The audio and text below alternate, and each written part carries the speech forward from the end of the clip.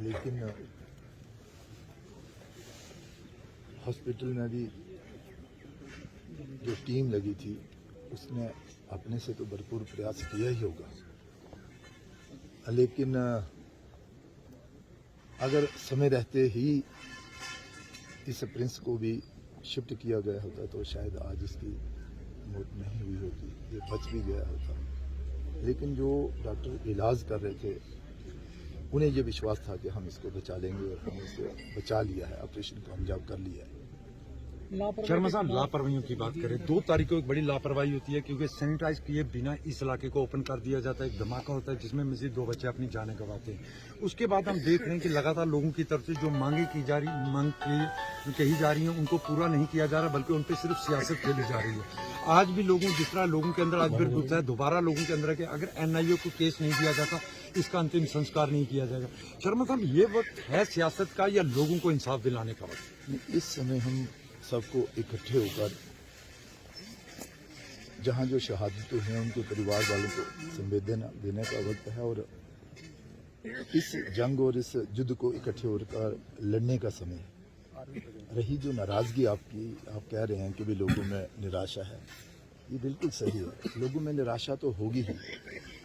जिनके घर से एक व्यक्ति चला जाता है, यहाँ तो शीशे साथ साथ एक ही परिवार से लोग जो हैं उनकी शहादतें हुई है, लोगों में रोष है और स्वाभाविक भी है। MP साहब, LG साहब ने यहाँ आश्वासन दिया था कि इलाज में कोई कमी नहीं होगी, फिर उनके आश्वासन के बाद भी क्यों कमी हुई इलाज में? नहीं,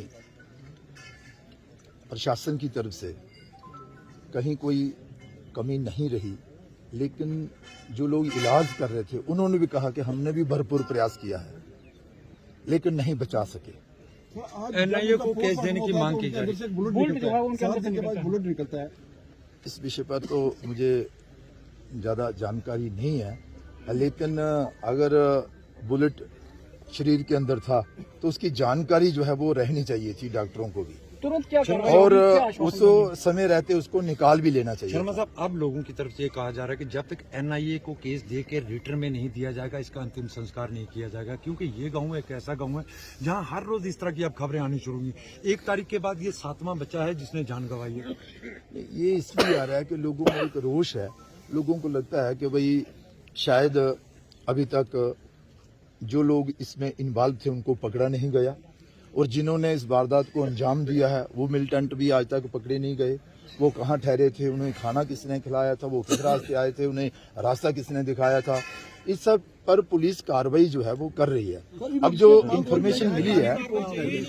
शर्मा साहब, एक आखिरी क्वेश्चन आपसे, आप कह रहे हैं जम्मू कश्मीर में आपकी सरकार की तरफ से दावा किया जा रहा है जम्मू कश्मीर के अंदर मिलिटेंसी खत्म हो चुकी है, सिर्फ कश्मीर की तरफ तवज्जो दी गई, हमारे पीर पंचाल रेंज या जम्मू रेंज छोड़ा गया जिस कारण इतना बड़ा हादसा हुआ। हालांकि आपकी गवर्नमेंट को ये चीजें पता थी क्योंकि जम्मू के अंदर बहुत सारे हादसे इससे पहले हो चुके थे, मिलिटेंट को मारा गया, उसके बाद इन इलाकों को नजरअंदाज किया गया, यहाँ के लोगों की गन्ने वापस ली गई जिस कारण 1997 के बाद दोबारा इस तरह का बड़ा हादसा इन लोगों ने देखा।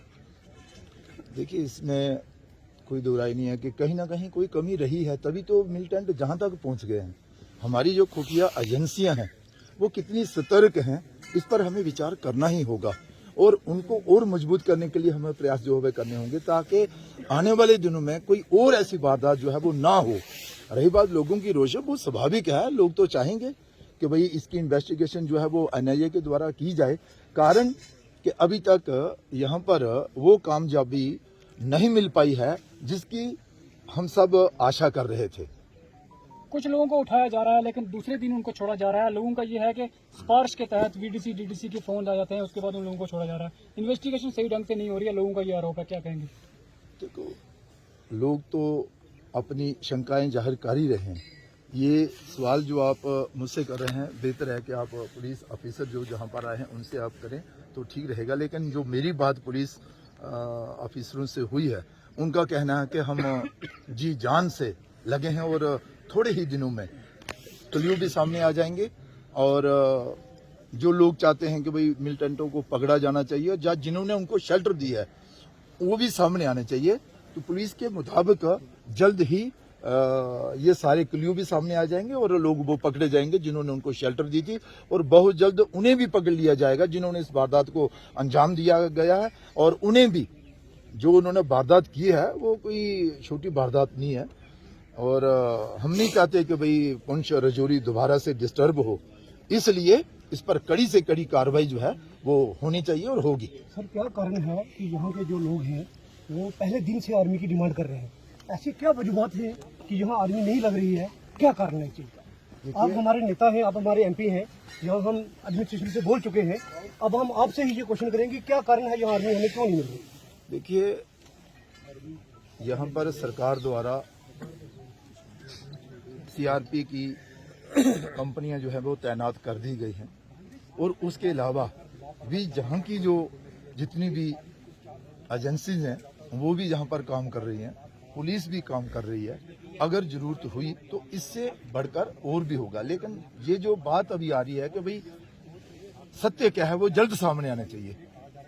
उसके लिए फिर भी यहाँ आर्मी की जरूरत है। यहाँ लोगों की यही डिमांड है कि यहाँ आर्मी चाहिए। ठीक है, अच्छी बात है। अगर ऐसा ही होगा तो वो भी बात ऊपर तक पहुंचाई जाएगी और अगर आर्मी ही इस इलाके को संभाल पाएगी तो वैसा भी प्रयास किया जाएगा और आर्मी को भी कहेंगे कि वो जहां कर गश्त भी करे और ये क्षेत्र जो है वो आर्मी को सौंपा जाए।